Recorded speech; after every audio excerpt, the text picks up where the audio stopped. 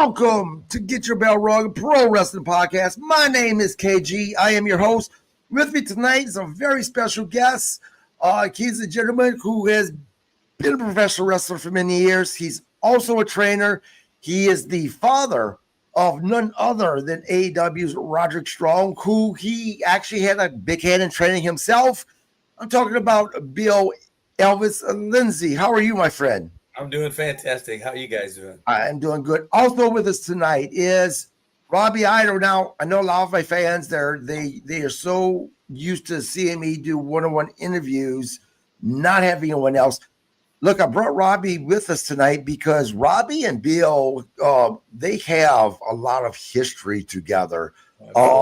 Billy played a big part in Robbie's, I guess, the recreation of Robbie Idol when getting back into the business, and we'll get to there.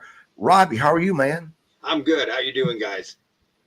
I am awesome. Awesome, man. It's cold and snowy. It feels like Christmas. I'm doing good. And do you want us to tell you what it's like here in Florida? No, I don't. Flip-flops and t-shirts. Yes, baby. Look, I'm originally from Louisiana, so I get it. I don't. You know, it's but you know what? This time of year, I don't mind it. Again, it makes it feel like Christmas. Right. It's December 26th. I want all snow gone, and I want 70 to 80 degree weather. There you go. Bill, I'm going to jump right into it, man, because and what I'm going to talk about is actually way down on the list of stuff that I have, but it just is very intriguing, which is Elvis Presley. Yeah. Now, I'm an Elvis Presley fan. Good. I've toured his home a few times, brought my wife there. Absolutely big fan of Elvis. I have to ask you, what came first, wrestling or Elvis? Now, I know you really started doing Elvis once you kind of, retired from wrestling, but were you doing Elvis before you even got into wrestling?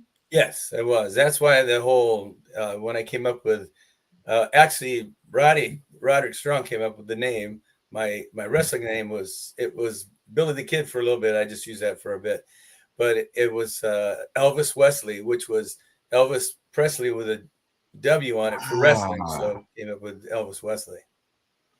Yeah. Now, correct me if I'm wrong, but I think I read, didn't you just receive an award not too long ago for your performance? I won lots of contests and stuff. Have you? And I've gotten many awards from nonprofits and kids organizations and cancer and veterans and stuff. I've won quite a few awards from. That's awesome. Now, the big question that I had for myself: is this whenever you're singing? Are you singing or are you lip syncing, or is that a secret? Oh, I fully sing. I sing everything. Yeah, I do. If I do like a 3-hour show, I'll do the first hour and a half. I'll do oldies, country, rock and roll stuff, and then the last half I'll come back and do a full-blown Elvis show. This is my 50th year performing in front of audiences, man. 50 years. Wow. I'm going to put you on a spot. Give me 10 seconds of an Elvis song. Okay. Oh, jeez. 10 seconds. Let me see. I hate to do the regular ones. Well, are you lonesome tonight? Do you miss me tonight? Are you sorry we drifted apart? Does your memory stray to a bright summer day when I kissed you and called you sweetheart? That is incredible. You sound like Elvis. Thank you. Wow. And of course, just for you. I'll have a blue Christmas without you. That's for you. That's awesome. I'm a big Christmas guy, and actually today, riding around with my client, I also work with people who are have mental health issues, mentally handicapped. Riding around with my client, bring them to the store, listen to Christmas music. That song by Elvis actually came on. So yeah, that's awesome. Let's talk a little bit about wrestling and your beginnings. Talk to me about your childhood, actually. Were you a big wrestling fan as a child? No, never. I was my stepdad was a big Elvis fan. That's where it started. I've been in music since I was a kid. I did in junior high school. I did a duet at the county fair, And I've played music. I've played over 10 different instruments in my life. So music Wow. was my first thing. And then and my dad really got me into Elvis, and that's where the whole Elvis thing took off. That was on the back burner for quite a few years, Right. but wrestling came after I moved to Wisconsin, and we just started watching WWF at the time and all that, and that's where my love for wrestling started. And so I just followed that. I never thought of ever doing it. Right. I actually didn't think about doing bodybuilding until I was in my 50s. I thought, might as well do it once, try it once. Right. But yeah, wrestling I just really enjoyed watching. You get caught up in the character and you want to be like that guy, and you really, like his attitude and stuff like that. So right. I watched it for a very long time before. It just happened that once my wife and I had split up, and I was raising Roderick, and a friend of mine, Ed and Brenda Rodriguez, they asked me, go, hey, you want to join in? We'll be a tag team. You want to do some professional wrestling? They said, what the heck? Let's do it. And so I tried. It was Jim the Anvil was our trainer. Yeah.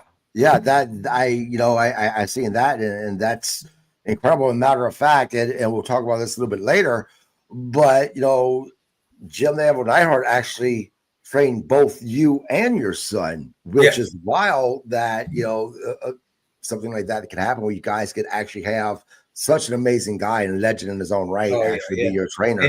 And he had the old school rings. He had the 16-foot rings. So you got some cardio in those suckers. Right. Right.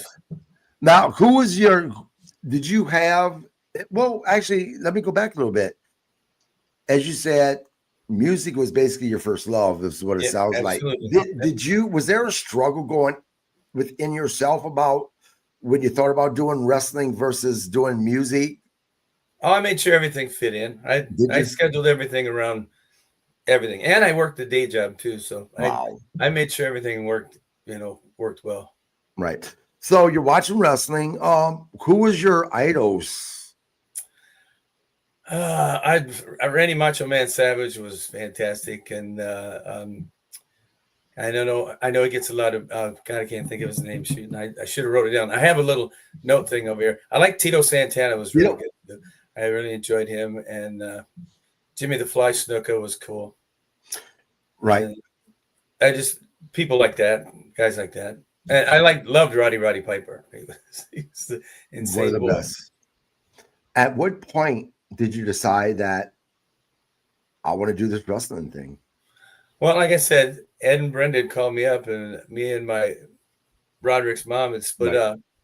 And he just asked me if I wanted to do it. And I loved it so much. I thought, well, I've tried everything else that I really enjoy in life. So started doing it, and it was a wonderful experience. So you trained with Jim Neidhart.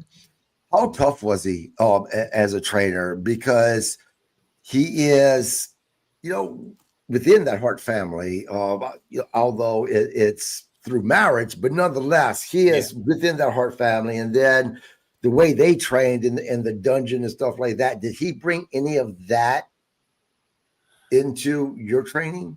Kind of. He was I'd have to say he was very tough.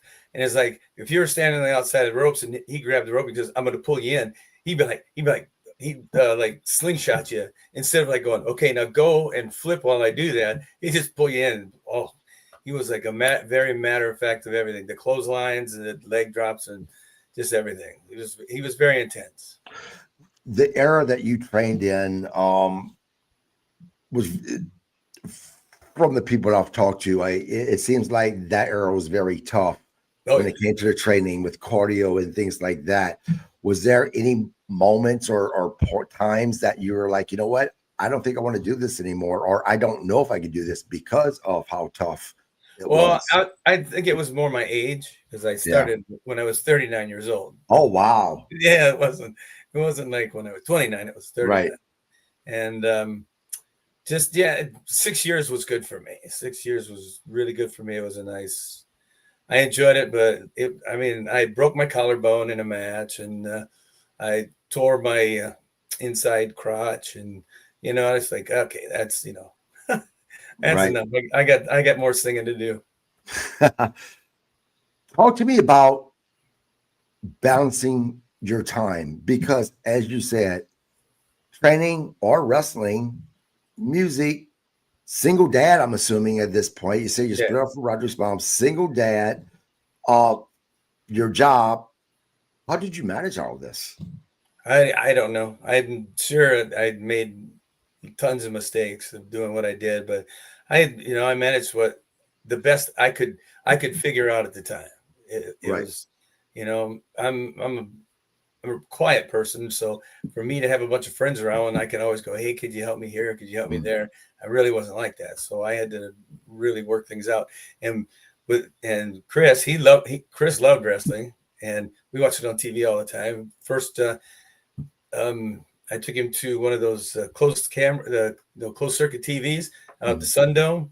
That's when Ultimate Warrior beat Hulk Hogan for the title, and he cried all the way to the car because Hulk Hogan was his hero. Wow. He was so upset that Hulk Hogan had lost the title.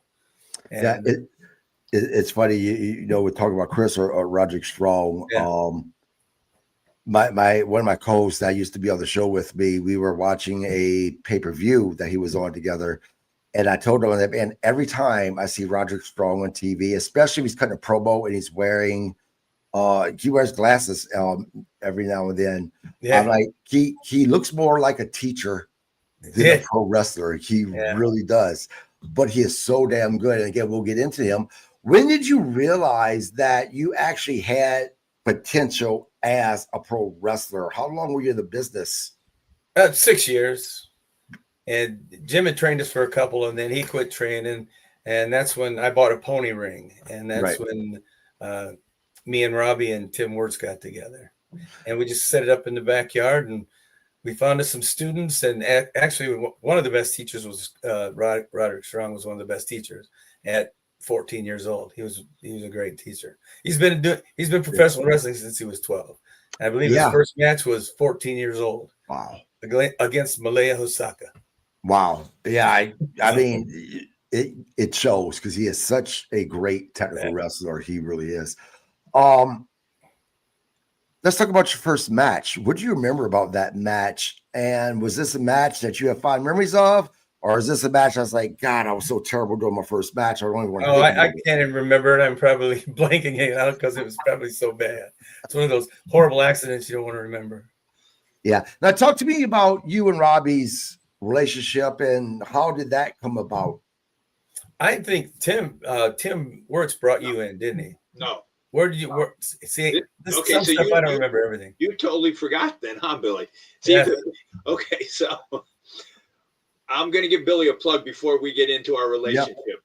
For anybody in the Tampa area, and if you see that he's performing, go see him.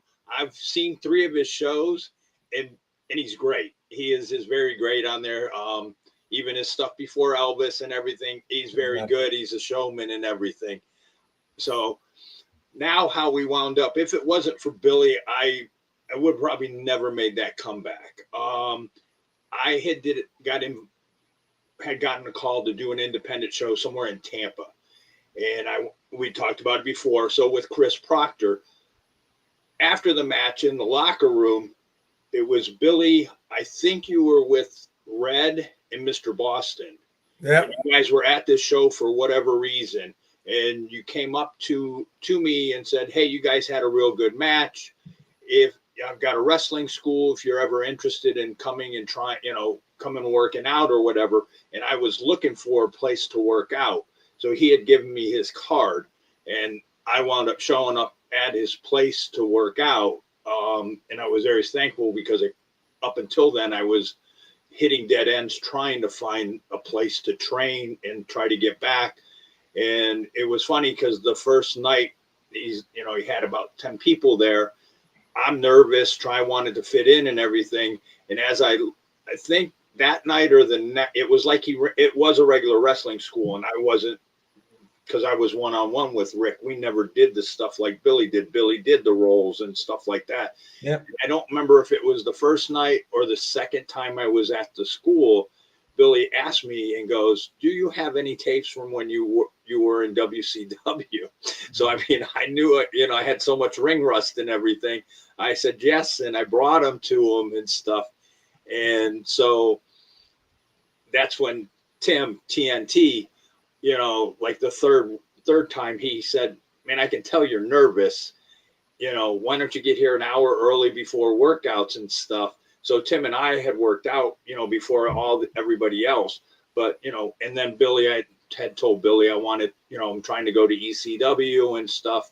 And Billy had a background with some gymnastics and stuff like that. So if it wasn't for Billy, you know, the ring, being able to work out, him reinventing me, because he taught me so much stuff off the top ropes and everything. So Billy taught me how to do moonsaults. He taught me how to do an elbow drop off the top rope, some other stuff off of there. So he helped reinvent me.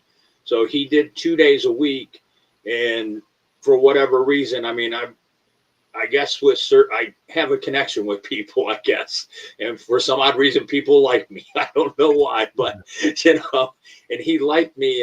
And any Saturday that he was around, he would work with me on a Saturday. I'd get there early on a Saturday morning, and Billy would work with me, you know, one-on-one, or, you know, maybe somebody else would come in. But, you know, like I said, my first part of the career with Rick and Billy was, if it wasn't for Billy, the second part from 98 to 201, I would have never, you know, Robbie Idol would have never existed again.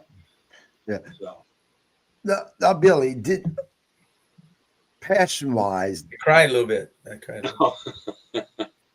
Did you have more of a passion for actually being an in-ring performer, or was that passion more for teaching? My passion was I enjoyed the performing. I really did. I had a great time, but I picked up people that loved wrestling, watching wrestling as much as I did, and dreamed about doing it because I thought it was so cool. But other schools wouldn't give them an opportunity to do it. We had one giant, remember, Big Guns? Right. Yeah, he was a bouncer, but he got in a motorcycle accident and crushed his ankle, so his leg was soldered shut, so he was semi-immobile, you know. But a big guy, he could do the knocking people down. He's about 6'4", 6'5". So I gave him a shot and let him do stuff. And I also had a guy who was probably 5'8", and through having seizures as a child, he was kind of mentally not all there, but he always wanted to do it. It's $10 a practice. That's all it was. Bring you $10, get in the ring. Let's do this. And that's just two examples. We have a lot more. Right. Robbie was talking about those backdoor boys. Those guys were good. Those guys were really good. The one with the seizures and stuff was Jet. Jet. His name was Jet. So guess what we made him into? We made him into Jet Clampett. Made him into one of the Beverly Hillbillies. And so we would have him and Big Guns wrestle all the time because he could just pick Jet up and throw him around. And one would win one day, and we'd let the little guy win the next day. Everybody go crazy. It was just, you know, it was a good match with them. I tried to pair people that worked really good together because we didn't do a lot of shows, but we did some pretty cool stuff. Yeah. You know, Robbie, going back to what you said about, you know, you guys just people take to you pretty quick. I can tell you that one quality I think that you have going for yourself is you're a very genuine person. Yeah, that's why I drew right to him. Absolutely. Yep. You're very genuine. Thank you, guys. Now, let's talk about Roderick for a second. Roderick has, you know, he has said publicly that when he was a kid, there were problems with addiction in the family. Oh yeah. As a father,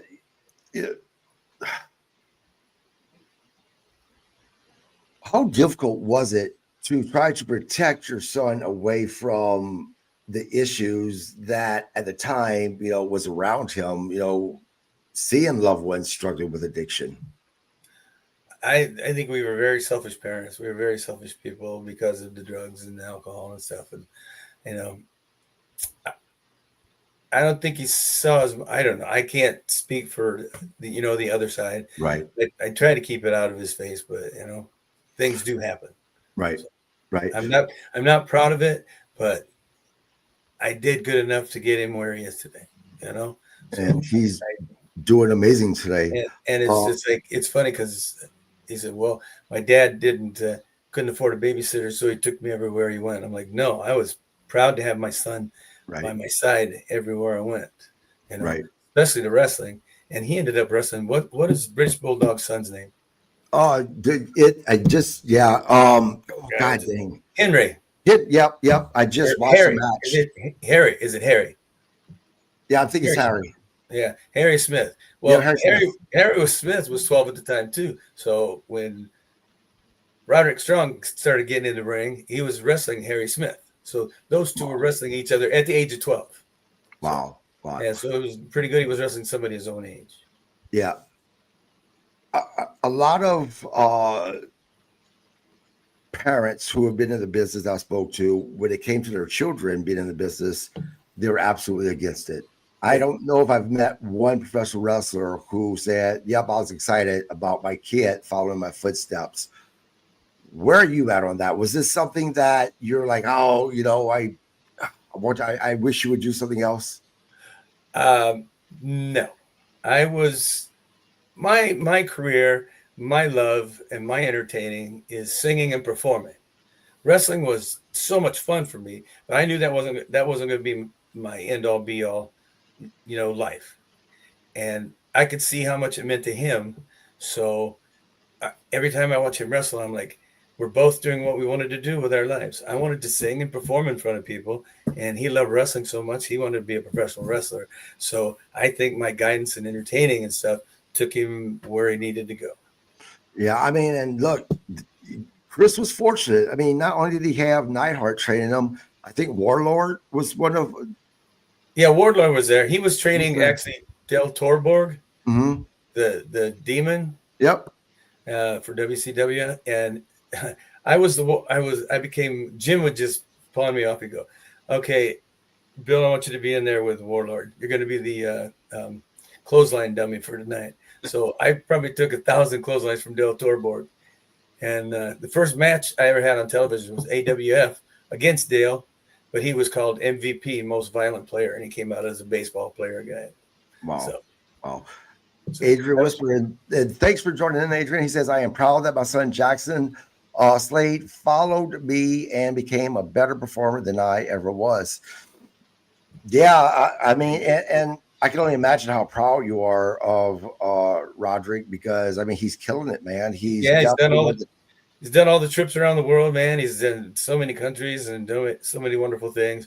And I'm doing great, and I do give my time for a lot of charities and help a lot of organizations, and I'm still blessed that I get to make money and do what I do. So we're both entertainers, and I'm glad, just like any other parent, it's like you want your kid's scale to be grander than yours. And so yes. Now, when it comes to you training, and I'm going to use Robbie as an example, as Robbie just said, he wanted to kind of break in ECW. When a performer comes in and they kind of already have something in mind of what they want to do you try to get them away from, at least put that to the side, so you can have them focus more on the training aspect of it instead of the goal? Or do you train to reach the goal? Basics were a must, right? Robbie? Basics were a must. We how they have you do a handstand in the ring and then flip yourself so you slap your back. You used to hitting your back. Well, we would do that in the yard. We would make everybody do handstands. And we just do like 15, 20 of them in a row. And just everybody body slam each other on the outsides, running the ropes, getting the technique down. Technique was the most important, because you weren't just going to run around like a chicken just so you could do your little high fly off the ropes. You had to have the techniques down. And I have to say, Roddy was a teacher there too. So, So we had 4 teachers, me, Robbie, Roderick Strong, and Tim Wirtz, man. And we had to put a good group of guys. Yeah. Robbie, what is the most important lesson as far as for yourself that comes to mind that you took away from working with Billy and him training you? Just to work hard and stuff, like, so down the road in this, and I guess I had, worked hard, try to, be one of the top guys, be one of his best people that he had as a performer and stuff. And I remember when he decided to start up the RWA, and run his own promotion, him and Tim had a meeting because they were next door neighbors and everything. And they had called me that day or texted me, and said, hey, if you get a chance to get here to practice early, we want to talk to you and stuff. And Billy had said, me and Tim both agreed that as hard as you've been working and everything, we're going to make you our champion. And we both agreed on that. So that Billy did everything, and even Tim, they both did everything they could to try to get me to where I wanted to go. So like I said, if it wasn't for Billy and Tim, but Billy, a big part of it, that I just would have never, I'd have probably been wandering around still trying to find a place to work out and stuff. And I would have not gotten back into, probably had as good of a career in that 3.5 years if it wasn't for them. So my biggest takeaway, and we got to be close. So Billy's like my big brother. I can't thank him enough. I mean, I was just very thankful for him. Like I said, without him, I wouldn't have gone. There wouldn't have been no Robbie Raw Dog Idol. Yeah, Raw Dog, that's us. That's right. Or as he used to nickname me. Do it. I was gonna say it. Go ahead, say it. He called me Raw Nuts. Robbie Raw Nuts. Oh boy, it was Robbie Raw Nuts. I was wondering if I could say that. That's good. Thank you. No, absolutely. And I'm going to ask, what's the story behind that? Nothing. It just rhymed with Raw Dog. That's all. That's it. Yeah. Hey, if they ain't picking on you, they don't love you. So that's right. That's true. Yeah, I'm not talking to you. If I don't like you, I ain't got the time to talk. Right. So if they're giving you shit, they love you. So hey. Let's talk about the promotion that you decided to open. I guess first question is, why did you decide to open a promotion? Because the dream of everybody working out there and putting in their hours and giving their $10 was to wrestle in front of a crowd. Mm-hmm. That was their dream. And so that was my only, there was no making money. But that was their dream. And so that was my objective, was to help them make their dream come true. They put in the time they deserve to wrestle. They deserve to wrestle in front of people, bring their friends, bring their family, right. So that's why we did it. Yep. What was the most difficult part about having a promotion and working as a booker? Oh, just finding places to work and stuff. And when we did it, we all tore the ring down, put it on a trailer, drove it to there, set the ring up, got the whole sound system going. We did all the work ourselves, put the ring up. And when it was done wrestling, nobody went anywhere. Nobody got paid.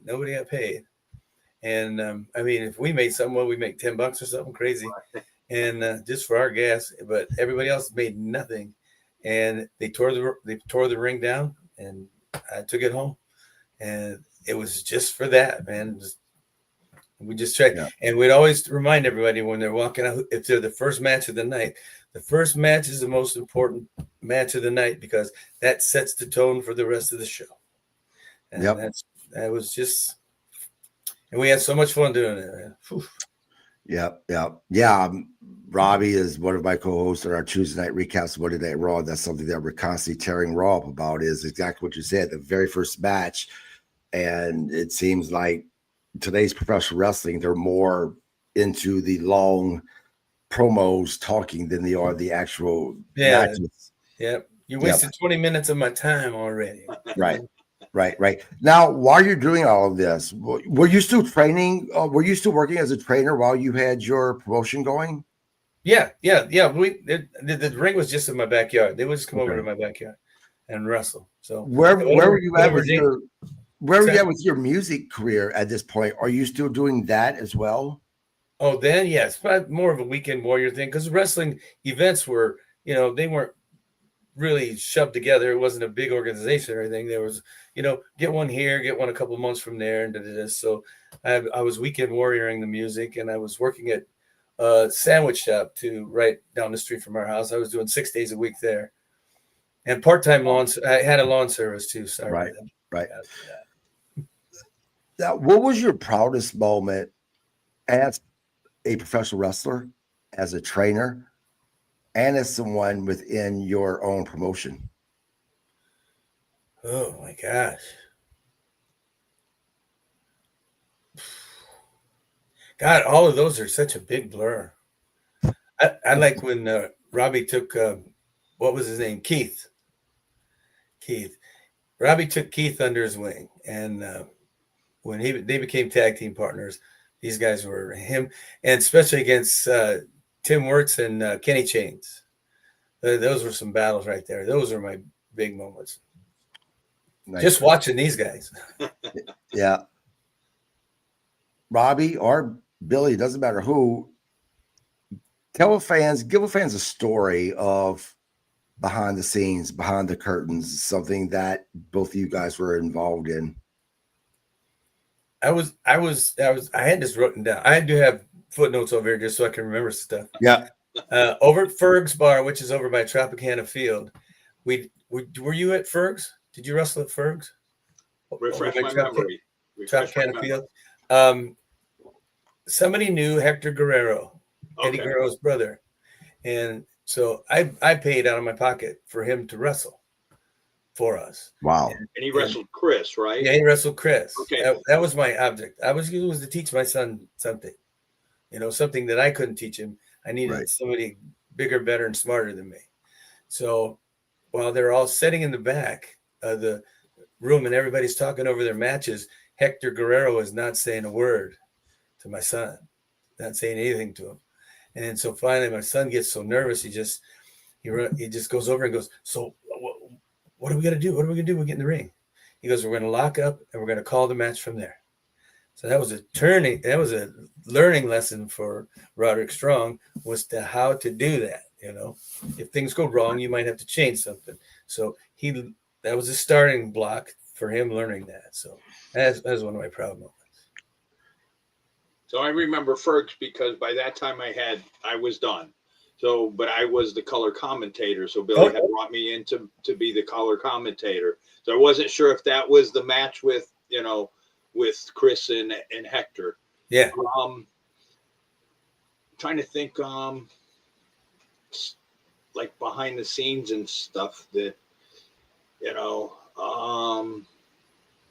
what was it? I know one of them, and I know Tim. I probably shouldn't have called him out on this, but Tim and Kenny. So I think it was when they took on Keith and I, right? And it was at the VFW hall, and we're waiting for them to come out.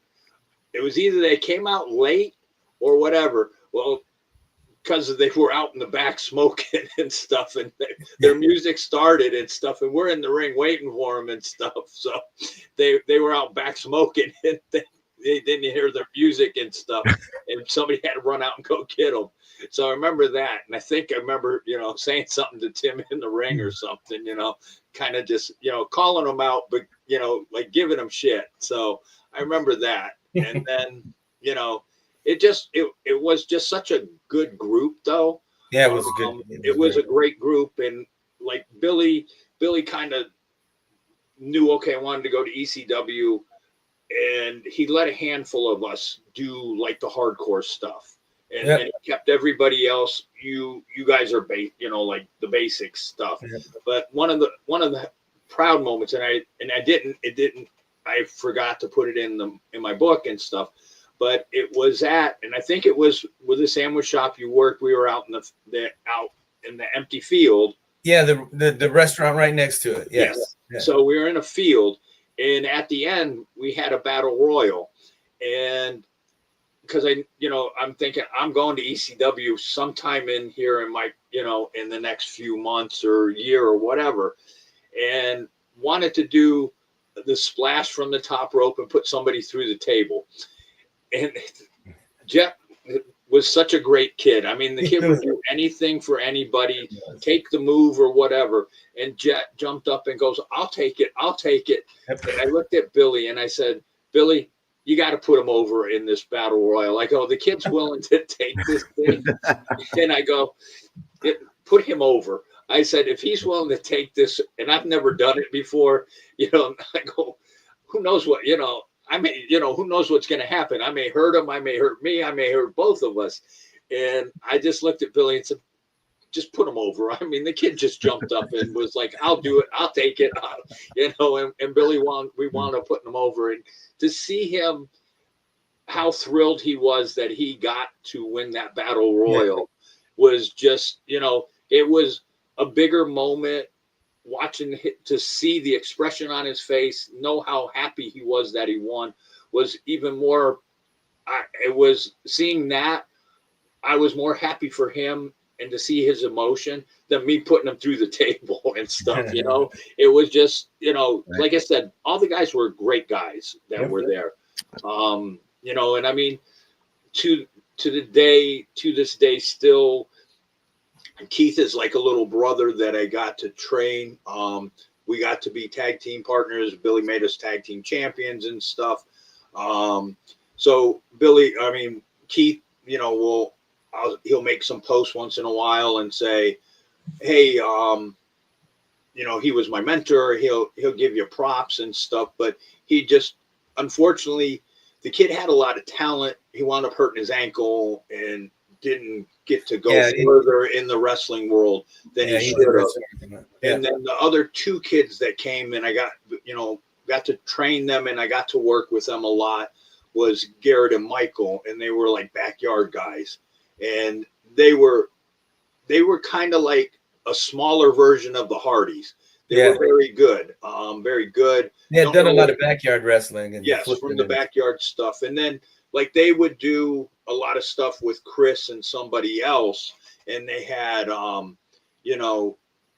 great matches and stuff because they were, both around that, Chris was probably like 15, I think, at the time. And, these kids were like 17 and 18. And they flowed, they gelled and everything. And they did, whatever happened to them, I don't know. But they were very good too. And they were just, I got to work with them, got to train them. And just, like I said, they kind of like were like your kids, those two, because of the younger or whatever, so we were lucky for the four of us, that the four of us all just kind of blended really well, that, Keith, Michael, and Garrett and I all just kind of gelled, and we had some matches together and stuff, but just the bond, the bond and stuff. And one of them, I can't remember, one of them had messaged me privately a while ago on Facebook, and how sometimes it doesn't come through and then all of a sudden you see it. Right. And I don't know if it was Garrett or Michael, and they wound up thanking me and said, I can't thank you enough for everything you did for me, this and that. And somehow that message went away, and I was like, shit, I didn't get to respond to them. And I felt so bad, but it also made you feel good that they had reached out to you and, thank you for all of that, Right. So, and it was like years later, Yeah. Adrian Whisper says, was Roderick intimidated when he said, we will walk and talk? Most young talent is terrified at having to do that. I'm assuming you know what he's talking about. Oh yeah. He was when he went up to Hector Guerrero and said, what are we doing? What are we doing? Yeah. He was terrified, but he listened, and it was a very methodical, slow match where the other ones were all high pitched and crazy and stuff. And so the audience got kind of a little bored in it because it wasn't the high flying stuff, but there was a lesson to be learned there. And that's for Roddy. So.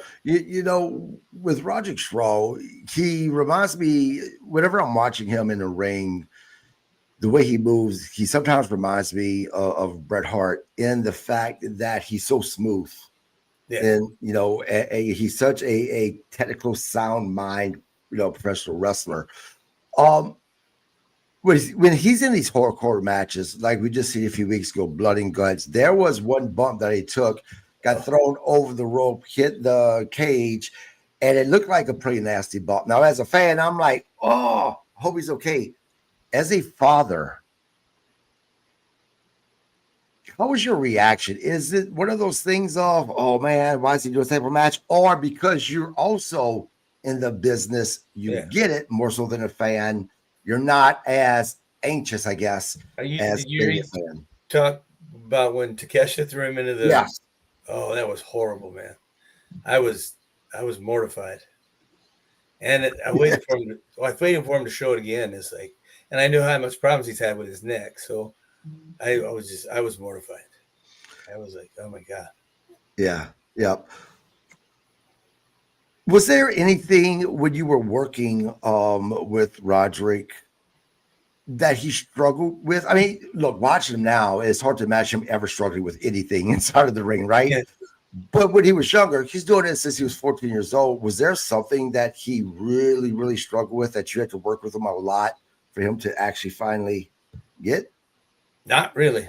Not really. He was a great student, and sometimes he'd just go out there and just do back bumps when nobody was around. He'd just go out and do back bumps all by himself and run the ropes. And he was a very good. He knew what he wanted to do. He knew what he wanted to be. So right, he did it. Besides your son, is there one particular student that you were just, you consider watching him as an achievement for yourself as a trainer, and not because someone that went off to really make it into the business, but for what, any other reason? Just all the guys that we got to train that got to have their dreams, and they were just so thankful. They didn't want money. They didn't want fame. They just wanted to wrestle in the ring in front of their friends. Every one of those guys, and nobody gave us shit. And nobody said, well, I'm not going to do that because they do this. And there was no bitching. Everybody was more than happy to do it because, we were a team. We were one big team, and everybody was just happy to be there. So I love them all. They were all great. Yep. As an athlete, I don't care what sport you're in.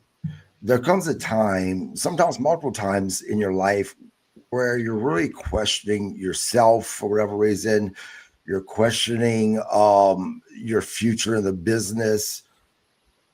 When you face those type of things, how did you get out of those type of funks? Oh, well, God, what did I do? Oh my God. Well, I broke my collarbone. I didn't know if I was going to wrestle again after that. And I had just had to wait and see what, slowly take a bump, because one at a time, you don't know how it's going to hold up. And, eventually got back into it, though. Funny story about that, though, is we were down in Sanford, Florida, and Molly Holly was the star wrestler of the night. She was going to just come out at the end of the show and talk. And we had ridden with her to Sanford, which was, 3 hours from where we live. Well, I broke my collarbone probably a third of the way through the show. And I rolled out of the ring and I got up and, oh man, it's broke. And rolled back in and just called Roderick and all the gang to come in and just beat this guy up so I could get out of the ring. And he came back in the ring, and I was just sitting there, and I was I guess he was crying. He was a kid, and he just saw what happened. I said, it's nothing. I said, it's broke my collarbone. What you're going to do is go change and get ready for your match. I'm going to change my shirt, go sit in the audience and watch you. So, right. Let's talk about you being Elvis. What is your biggest struggle, or what is the biggest struggle when doing, being an Elvis impersonator? I don't think there's any struggle because if my biggest struggle is, could I sing everything as perfect as Elvis did every time I walked out on stage? That's that's the struggle. And other than that, I've done some incredible stuff, and I don't think I've physically hurt myself doing Elvis, but not yet. But I'm 69 years old, so there's a couple days coming down the road, I'm sure. Wow, you look amazing. 69 years old, you really do. What is your favorite thing about being an Elvis impersonator? I have a funny joke about that. Sure. It's like I get to literally do things to husbands, wives that if I walked in the room like me and did that to their wives, they punch me in the face and break a chair over my head. Whereas Elvis, they're going, "I'll give you $20 if you go mess with my wife." I'm like, "All right, you got it, man." Did you ever try to bring your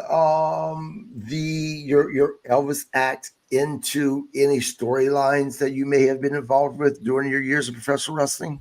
Well, my wrestling name was Billy the Kid for the one thing, right? For the AWF, because Honky Tonk Man was there, so I couldn't wear I had an Elvis suit. I had a big singlet with the bell-bottom legs on it and stuff, and I wore the cape out and everything. So I did come out to the Elvis stuff and do that. That was Elvis Wesley, man. I was Elvis there in the ring. So right now, you do spend more time during your singing now than you do working in professional wrestling, correct? Oh, yes. Yep. At what point? I've been 30 years doing Elvis. 30 years.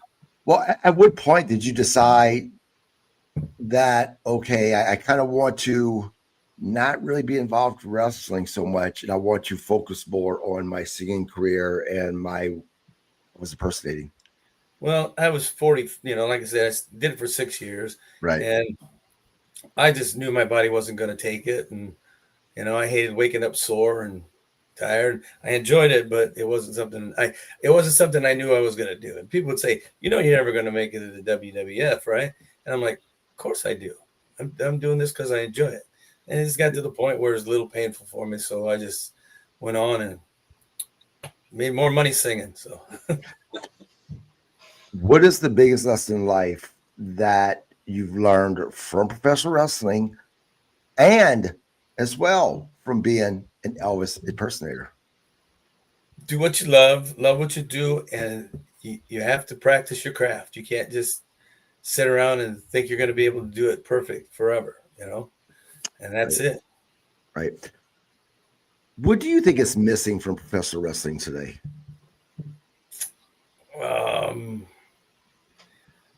First, I think there's just too much talking. I just,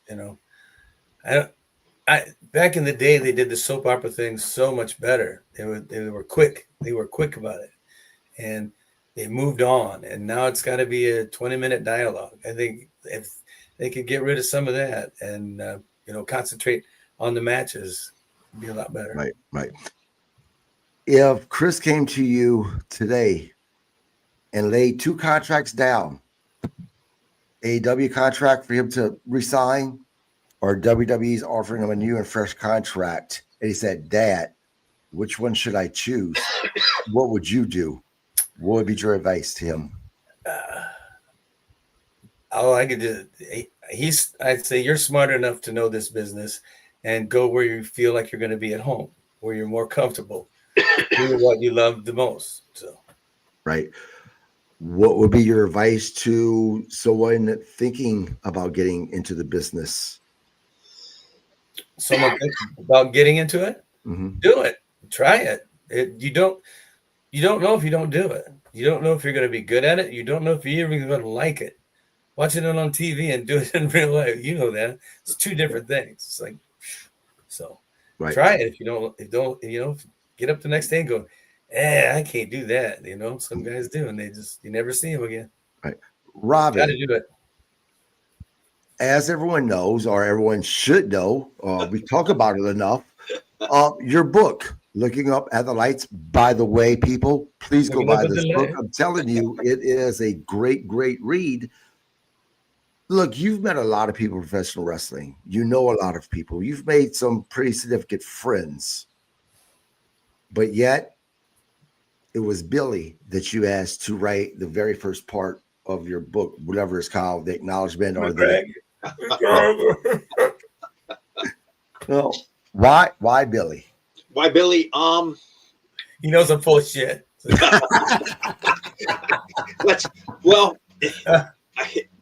I had 2 people in mind, and one said no. The 2, and well, both of them had the hand in there.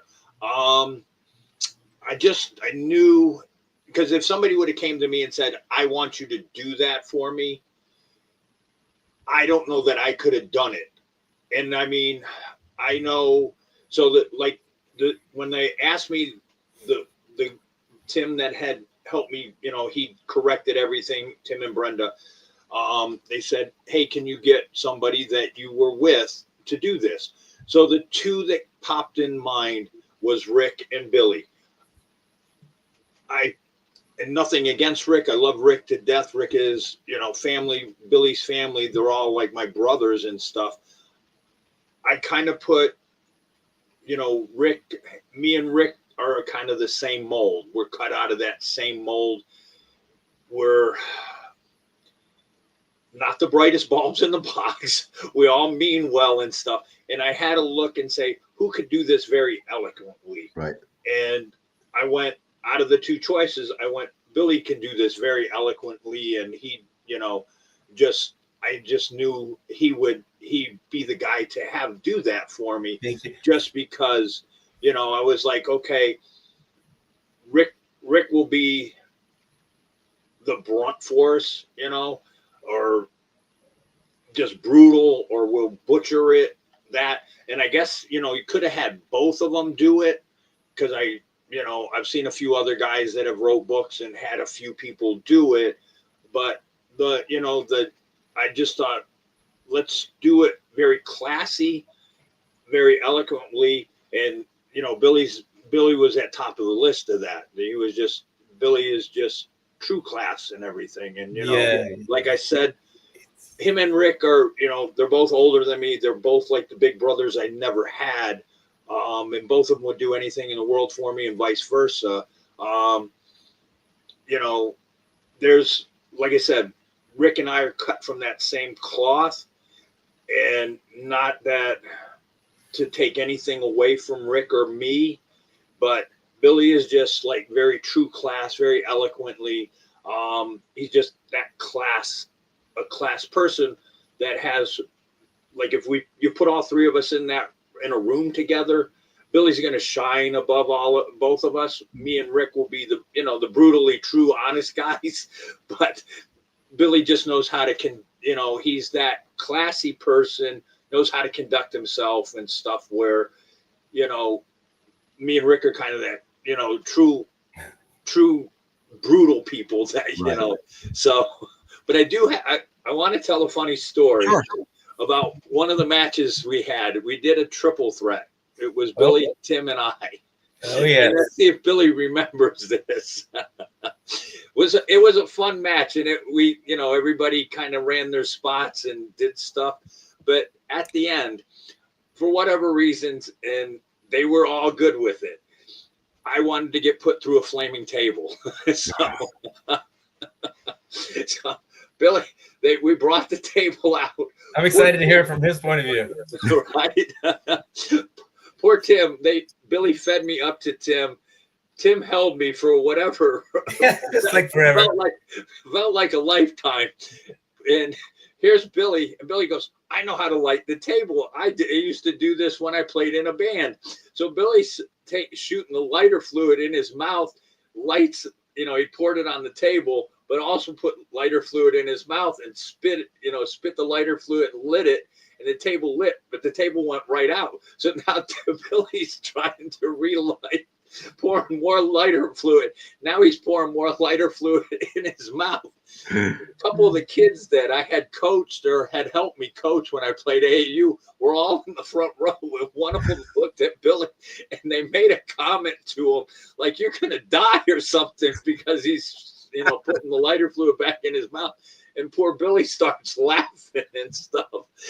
And it was, you know, he goes, I almost choked on that stuff because he made me laugh. And, you know, when we got into the back, but it was funny. And, you know, poor Tim is like just on the ring apron holding me and stuff.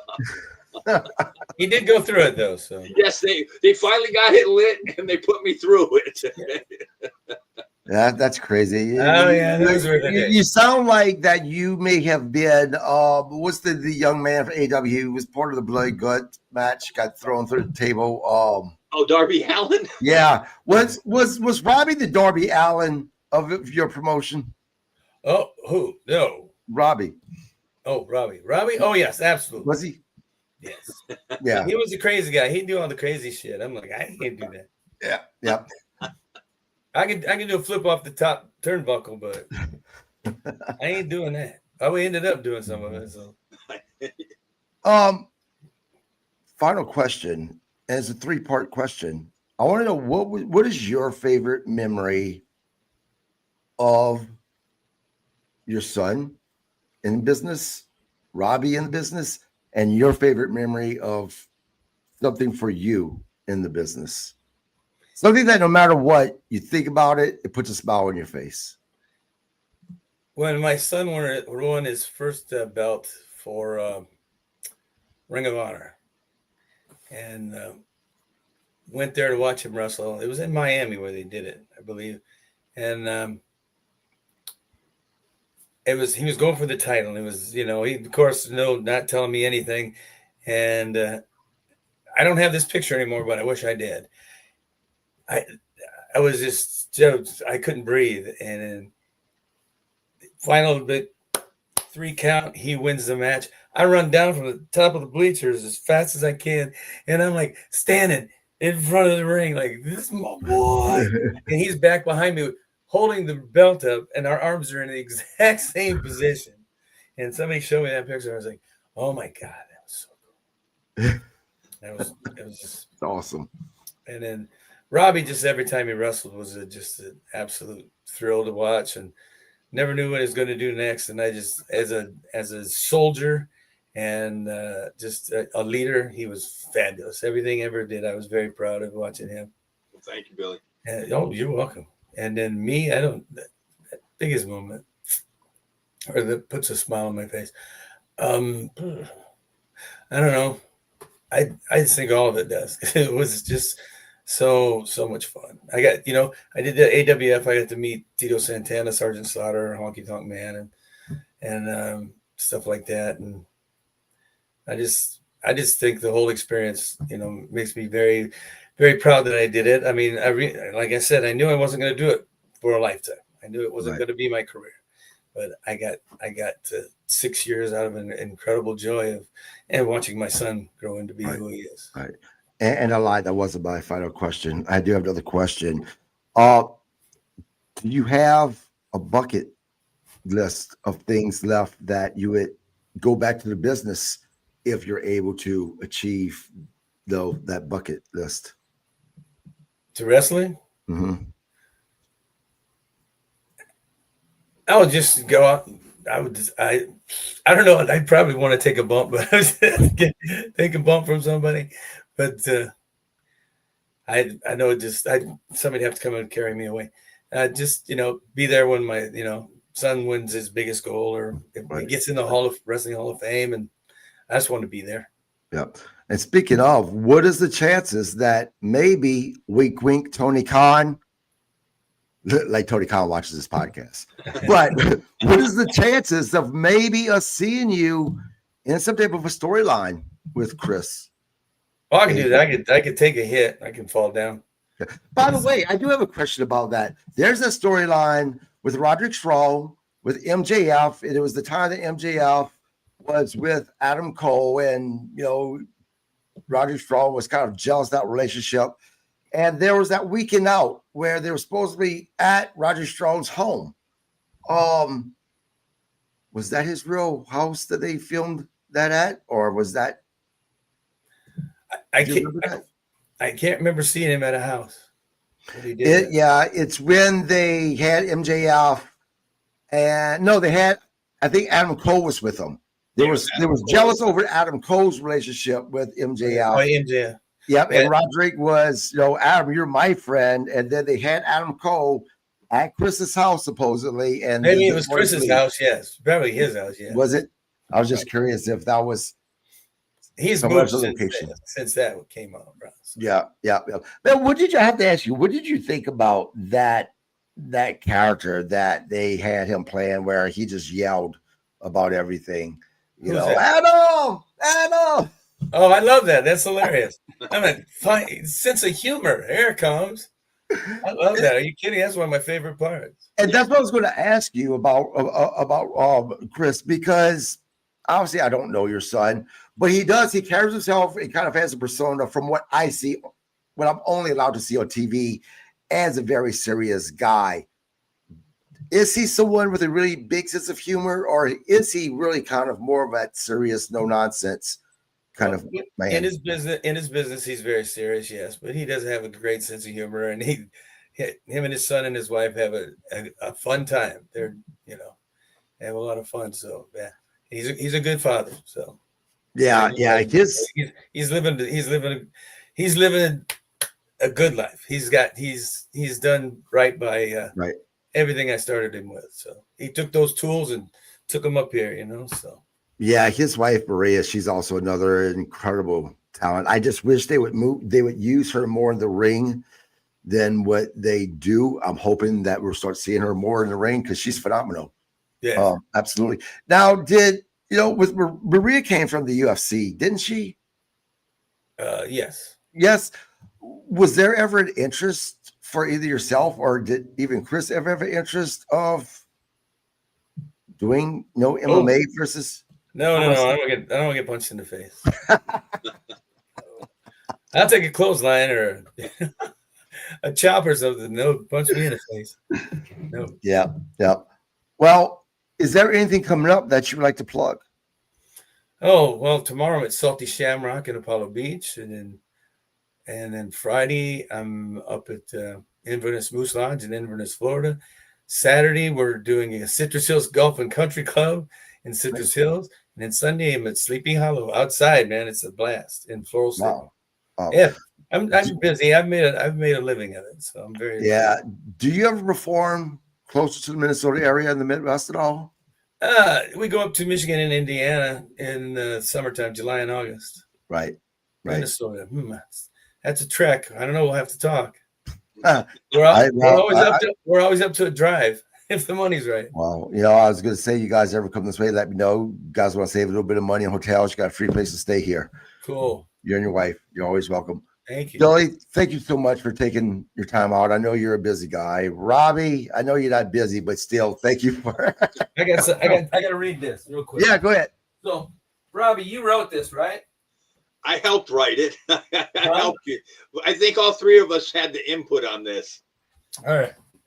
The back of the shirt says, Royal Wrestling Alliance. No fat wrestling contracts, no overpriced seats, no crybabies, no commercials, no times out, no running, no hiding, no kidding, just kick-ass action. That's awesome. Royal Wrestling Alliance. That's awesome. That was us. So wow. All from the heart. Billy, also, I have to give Billy a big thank you on the match that was my so-called retirement match. So for allowing me to do this and allowing Tim and I to do it, and Tim being part of it. So Billy was a big part of it because he allowed us to do it. He allowed me at 41 years old to do a tables, ladders, and chairs match. Yeah. He let me go out that way. So, I mean, another big thank you. I mean, like I said, both Billy and Rick were big parts of my wrestling career. Without both of them, I couldn't have done what I did or achieved what I did without both of them, and I'm very thankful that both of them, and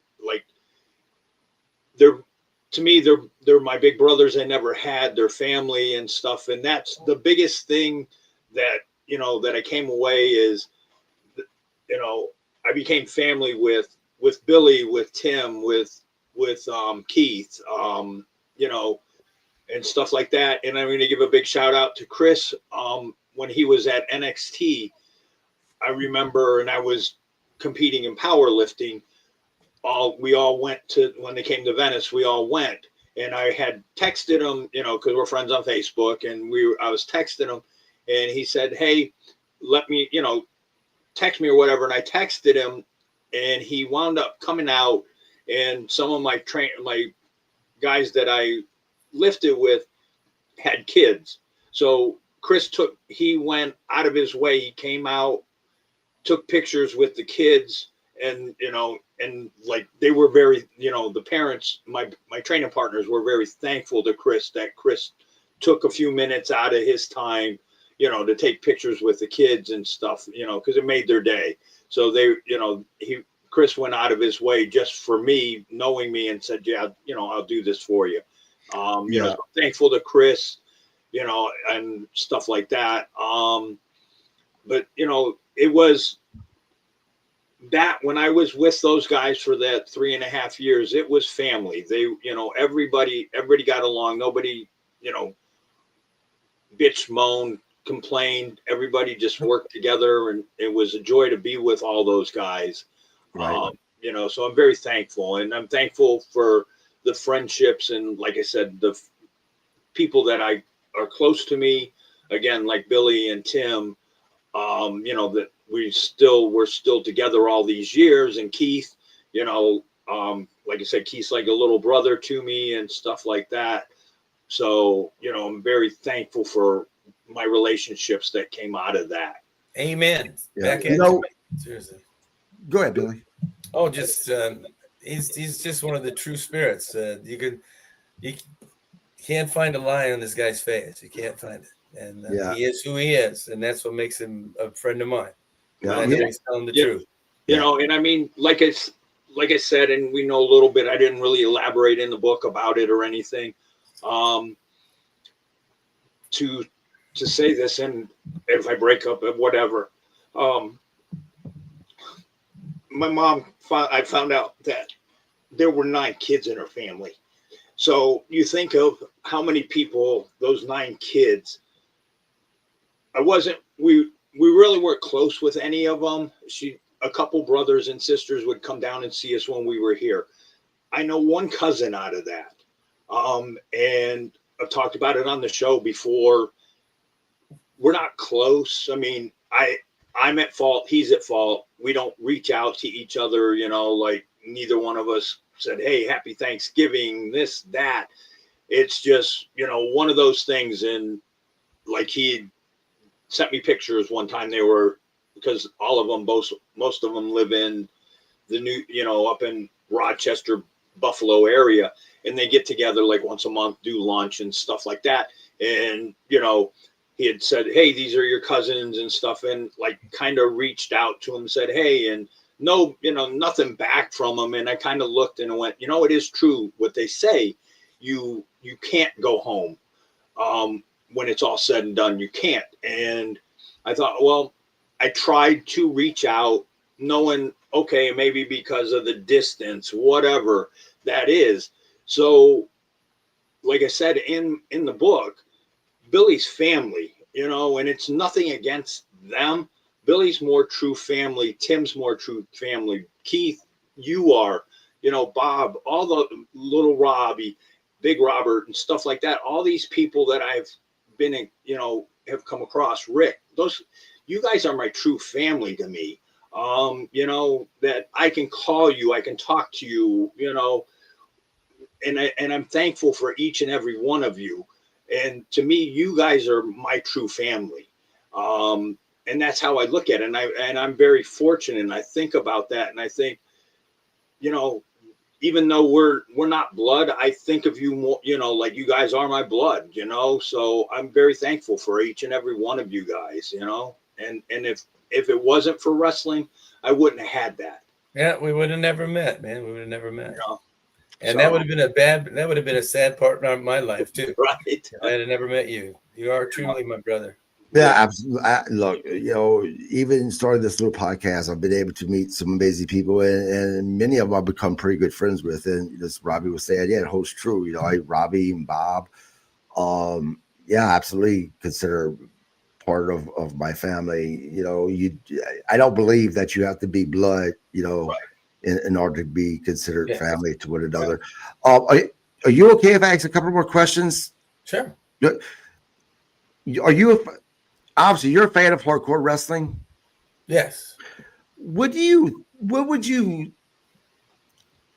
think about when you hear people like Jim Cornette? And I'm not about to talk bad about Jim Cornette because I love Jim Cornette. I think he has a brilliant mind, but he likes what he likes, and what he doesn't like, he really doesn't like. And a lot of the hardcore type wrestling, he obviously doesn't like. He said it's not real wrestling. what goes through your mind when someone who otherwise is very much considered a legend and has a brilliant mind for professional wrestling say these type of things? Yeah. Not everybody likes scary movies, Right. you know, and like my wife likes action movies, but she doesn't like blood and gore. So, that's probably the way his mind is. And, when they get extreme, it's like, okay, how many times are you going to possibly physically do that in your lifetime? Some of those guys have made it a living, which is insane because they must have a high tolerance for pain. But but no, I'll watch it. I don't have any problems with it. It's their choice and how they make their living, So yeah. What about you, Robbie? What goes through your mind as someone that I know likes, you like performing in hardcore, or you Robbie's did? like, give me a chair. Give me It's I heard this phrase just recently from Steve Kern. It's an opinion, and we all have an opinion. Yep. That's what it is. It's his opinion. Yeah. And, we give our opinion on the podcast and stuff like that. It's not if you're right, wrong, and different. Yeah. And I have all the respect in the world for Jim Cornette, and I like him. I mean, he was one of the good guys when I was in WCW. Right. Always easy to talk to and, very good guy. So that's it. We all like what we like, and, he doesn't like it. So, we're all entitled to our opinions. That's right. Yeah. He just has a bigger platform than right. Yeah, absolutely. Going back to Roderick, and I'd asked a question about WWE versus AEW. I myself hope to never see Roderick back in WWE because of the fact that, thinking about him performing in NXT compared to him now, it seems like he is just so much more free. Yes. Now, yes. And you can literally tell in his matches that even in his body language when he's performing or when he's cutting a promo, it doesn't look like he's carrying the weight of the world on his shoulders. It looks like he's also having fun. Good. Yeah. That's why when he started doing the yelling thing, I think that yell kind of released all the excitement and tension. Because I'm a horrible public speaker. I can sing my ass off. Horrible public speaker. I can't, because I could do this right now because we're talking. Right. But if I have to make announcements or a long speech on stage, I'm screwed. So if you could just give me some melody and some music, I'll go ahead and just sing it and we'll do it perfect. But I think that yelling right off the bat kind of just flushed all that tension, nervousness out of him and let him get on with doing that. And I thought that's when you asked about that. I thought it was so cool. I'd laugh my ass off on that. That's funny. Yeah. And look, I'll be honest with you. As much as I love what he's doing right now, what I do, I'm a fan of his. I gotta be honest, man. I miss heel Roderick. I love him being a heel. He is so good at it. Yeah. Do you have a preference of babyface or heel Roderick Strong? I kind of look at him different than everybody else. I just, right. That's your kid. As Chris, but right. Whatever gets him more motivated, if he's more motivated to do heel than a babyface, that's what to do. Babyface is really hard to pull off. I mean, and nobody wants to be nice to everybody all the time. Right. That's the part about being Elvis. That's a tough job. I get people in my face all the time, and I have to be nice to everybody all the time. And it's much easier to be an asshole. I prefer myself being able to just. Yeah, sometimes I don't even get to defend myself. So it's just right. I just have to walk away and let them have their opinions, and I get none. So because that's my job. But him getting to be that heel gets to get some of that aggression out. So Again, Millie, thank you so much for coming on, man. You're always welcome. Look, I would love if you decided to come on here on a Thursday night to do a recap of an AEW show. That way we see if Robbie will still talk the crap that he talks about AEW on Thursday nights. Oh, wow. Okay. Right now I work every Thursday night. So do you? Right now, I will, if I have an opening, You'll Let be me the know. first one to know. You'll Yeah, be the first let me one. know. You Yeah. know, it doesn't matter if it's only an hour before we go live at 7:30 Central. It doesn't matter if it's a half an hour before we go live. You say Okay. you can come on, you are more than welcome to come on. Well, I will do want you, before I hit my music to close us out, I want you to close us out. My favorite Elvis song is Falling in Love. Wise men say only fools rush in, but I can't help falling in love with you. Shall I stay? Would it be a sin if I can't help falling in love with you? Like a river flows surely to the sea, darling, so it goes. Some things are meant to be. Take my hand, take my whole life too, for I can't help falling in love with you. For I can't help falling in love with you. So damn good. Sure. Thank you. Yeah. That'll be $1. That'll be $1. Bob Cook, by the way, man, get better. We love you. We already missed you on the show. Yeah, I just read that too. That's sorry to hear about that, man. Yep. He's doing. I've talked to him already, and he's gonna pull through this. So guys, don't forget again to please subscribe to the podcast. Check us out on ECUSA on Roku, and we'll be back tomorrow night, 7:30 p.m. Myself, Robbie, and Michael McCurdy will be doing a recap of AEW. Did we like it? Did we love it? What's our opinion? You I want to hear it. Thank you, Billy. Thank you, man. Thanks, guys. See you, Robbie. See you, Billy. All right.